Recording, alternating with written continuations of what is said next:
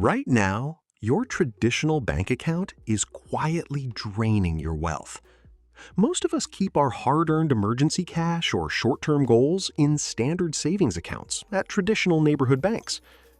What you might not realize is that the national average interest rate for a standard savings account sits at a dismal 0.38%. If you keep $10,000 in an account like that, you will earn a frustrating $38 in an entire year. With inflation fluctuating above 4%, your money isn't just sitting still, it is actively losing purchasing power every single day. A high-yield savings account, or HYSA, is the immediate solution to stop this invisible financial leak.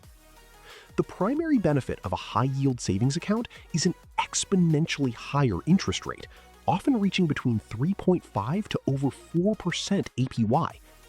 By simply moving that exact same $10,000 into a top-tier high-yield account, your yearly earnings jump from $38 to around $400, all for doing absolutely nothing differently.